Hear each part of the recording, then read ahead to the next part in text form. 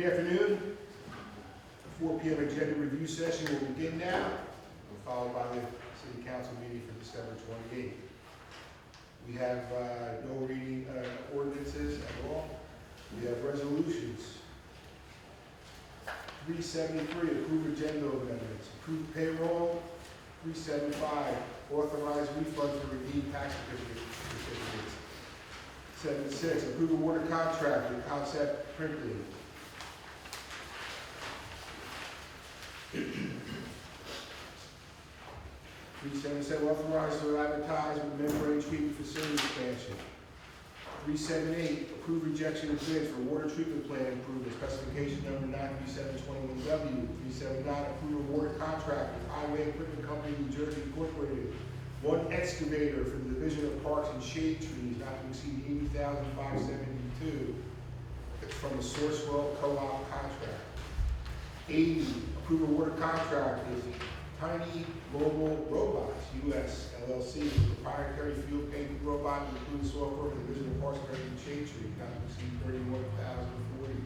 81, approved Title 39 agreement between 18 Railroad Lofts LLC and the City of New Brunswick for New Brunswick Police Department's enforcement of motor vehicle and traffic regulations. Locations 18 Railroad Avenue, Block 68, Lot 11. 382, resolution authorizing budget transfers, 2023 municipal budget. 83, approve authorization for emergency appropriation. 84, approve renewal of liquor license with special ruling from Lamano Incorporated, inactive liquor license number 1214-33072006. 85, approve a water contract with Rosenbauer, Minnesota LLC. It sounds like a wrestler. For one mid-down tower ladder truck for the fire department, not to exceed $1,788,301. That is also a Sourcewell Co-op contract. We have items by council, dates to remember, and so forth. Meeting will come to order. Councilmember Anderson. Here. Councilmember Castaneda. Here. Councilmember Fleming. Here. Councilmember Gaskins. Here. Councilmember Socorro Ludwig is absent. Council President Escobar is absent. Council Vice President Egan. Here. Please be advised that the notice requirements of the Open Public Meetings Act have been complied with and satisfied in the state that the annual notice, which gave sufficient notice of the time, place, and conduct of all public meetings of the municipal council of the city of New Brunswick, has been filed with the city clerk, has been placed on an appropriate bulletin board in the city hall, and has been transmitted to the official newspaper of the city of New Brunswick, namely the Home News Tribune. Please stand for the pledge of allegiance. I pledge allegiance to the flag of the United States of America and to the republic for which it stands, one nation, under God, indivisible, with liberty and justice for all.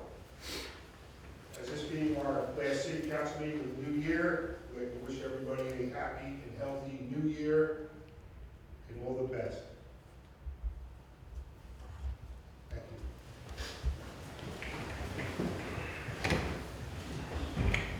I got a motion on the roll call. Councilmember Anderson. Yes. Councilmember Castaneda. Yes. Councilmember Fleming. Yes. Councilmember Gaskins. Yes. Council Vice President Egan. Yes. We have resolutions 273 to 285. Would anybody from the public like to speak on any of the resolutions? You have 5 minutes. Please come up to the usual spot over there. Yes, Mr. Crowder, how you doing? Yes, good evening, Council. Charlie Crowder, New Brunswick today. Can I get some information about the liquor license number 12? It says inactive. Does that mean it's in pocket, or is there a location for it? Go ahead. Go ahead. There's no location for the liquor license. It has been inactive since 2004. Okay. Can I also get a little information about the robots? Number 8, field painting robot. Mr. Valenti. Yes. It is a novel device for its proprietary system. It's a self-contained robot, if you would, that through GPS will actually lay out and will line soccer fields, football fields, baseball fields, what have you, We had a demonstration, we were actually impressed with it, and we think if we fully utilize this, we can reduce our manpower required to line the fields. Purchasing one robot. Yes. Also, the water treatment plant, there's two items here, 5 and 6, the advertising for a membrane treatment facility expansion. Can I get a little information on that project, and also the rejection of bids right after that for the treatment plant? Yes, Mr. Wallace, please. Yes, we had 3 bids returned, all of them above the expected cost of the treatment plant. The lowest bid was almost 50% higher than what we were expecting it to be. So we're going to reject the bids, take a step back, and we're going to divide the project into pieces. It lends itself to that, and try to see if we can get more people interested, more contractors interested in bidding on a smaller project. And in the end, the total hopefully would be the same. Yeah, so does that mean the first phase or the first, chunk of the project would be the membrane treatment facility expansion? Mr. Wallace? Yes, that was always intended to be the first phase. Okay, can I just get some basic information on what that looks like? Is there a certain number of cells that are being added, or capacity? What it looks like, or go ahead, Mr. Wallace. We're basically going to double the capacity of the membrane cells. Right now there's 4 cells. We're going to add 4 more units. They're going to be high pressure membranes as opposed to low pressure that we have, so it'll look different, but it'll essentially double the capacity. Thank you very much. That's all on the resolution. Thank you. Anybody else this evening on the resolutions? Seeing nobody else. Would anybody like to move the resolution? Second, sorry. Councilmember Anderson. Councilmember Castaneda. Yes. Councilmember Fleming. Yes. Councilmember Gaskins. Yes. Council Vice President Egan. Yes. We will now move to the public portion of the meeting. If you'd like to ask the council or speak to the council, you have 5 minutes to come on up. Anybody like to talk to the council? 5 minutes. Yes, Mr. Craddock, how are you doing? Good evening again. I'm well. Yourself? Good, thank you. Just a few items tonight. I've been meaning to ask for a while. Jaffa Communications used to work for the city, and then earlier this year a switch was made to another vendor. Why was that? What prompted that change? Mr. Jules? So, Jaffa Communications was no longer interested in providing that service to the city, and we had another contractor be able to do it. Interesting. So they pulled out in the middle of the contract. He didn't say that at all. I don't know why you're saying that. He said that. Okay, they pulled out at the end of the contract. That's a question. Go ahead. Yeah, the semantics of it, I don't have my file in front of me, but that's the answer, council. Okay. And by the way, I do have something nice in my hand on, so if there's like a minute left, if somebody could just give me a heads up. But I have to bring up this really problematic situation with the ethics board. So just to catch you up, I did file a couple of complaints years ago against a member of the council, Mr. Fleming. Those complaints were heard, outcomes were determined, votes were taken by the ethics board to resolve the complaint, but the signed resolutions documenting those conclusions were never filed with the clerk's office. And so I filed an open request last year to try to get these. I've raised it to the ethics board and their council numerous times, and they say they're gonna put them together for me and complete them, but it's been a year and a half now, and so I've lost faith in that process, and I wanted to raise it to the higher authority here. Mr. Shabby, is that something that they're supposed to be doing legally? I know you're not the board attorney I'm for not the them. board attorney, and technically I don't have any supervisory control over the ethics board, an independent board, if you will, an independent council.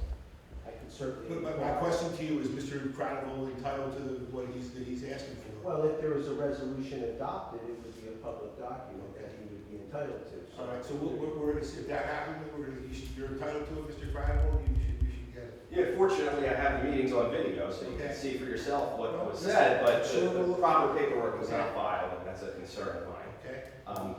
Another concern, the code blue So we talked about this at the last meeting. Mr. Jones said quite clearly that they've been reaching capacity almost every night. So they can accommodate 27 people, keep them indoors, out of the cold, on a cot, and you know, hopefully save some lives that way. But there's more than 27 people showing up. So people are turned away. In some cases, they're directed to the lobby of 25 Kirkpatrick Street, where they can, you know, sleep with the lights on a cold floor if they want. But also, some people aren't comfortable doing that, or don't, or for whatever reason can't get to that location.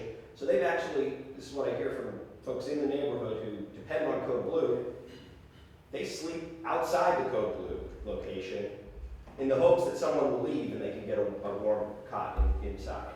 So we are over capacity. It's cold. You know, today it's raining. There was no Code Blue last night. I think we need to do a lot better, and at a minimum, we need a second or a larger location that can accommodate everyone who's willing to show up and play by those rules and be a part of that. It's heartless to leave people out in the cold, and I'm curious what the council's going to do about it. Are we going to get a second location? Has anything changed since the last meeting? I don't know about a second location, but I do know the people that in the city from the mayor's office on down are trying to work on the problem with the homeless and the Code Blue. So whether it's a bigger location or something different or relieve the situation, I know everybody's trying to work. It's talking about quite frequently.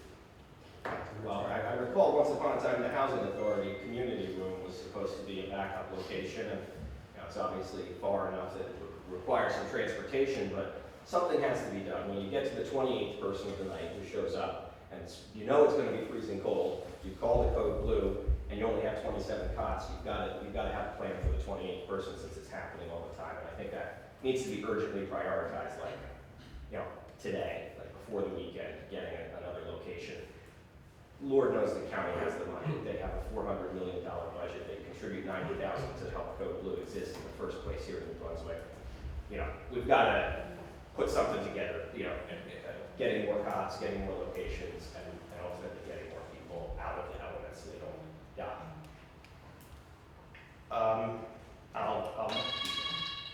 Go ahead. Yeah, okay. Well, I guess I'll just get to the good thing. So I did want to note that this council changed the rent control ordinance this year.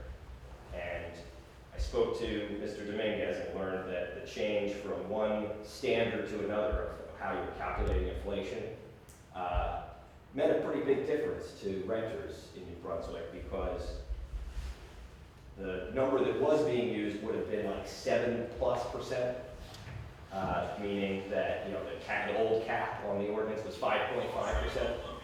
So it would have meant that, you know, renters in rent-controlled housing would have seen, in many cases, a 5.5% increase. But thanks to good work from folks at New Brunswick Tomorrow and you know, others who signed petitions and showed up at council meetings, you know, the law was changed, and now I believe the standard is something like 2.3. Can I confirm that? Is it 2.3%?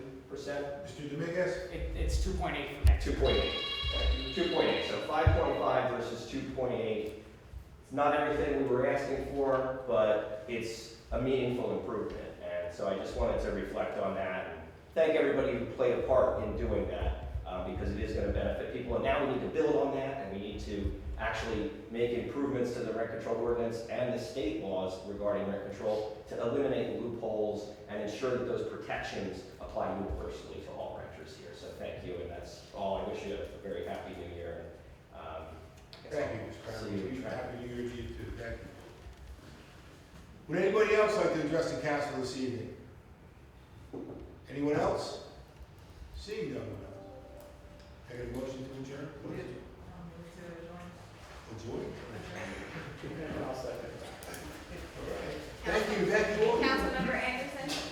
Yes. Councilmember Castaneda. Yes. Councilmember Fleming. Yes. Councilmember Gaskin. Yes. Council Vice President Egan. Yes, thank you. Happy New Year to all the employees that are in the room and everybody. Be safe. Madam Chair.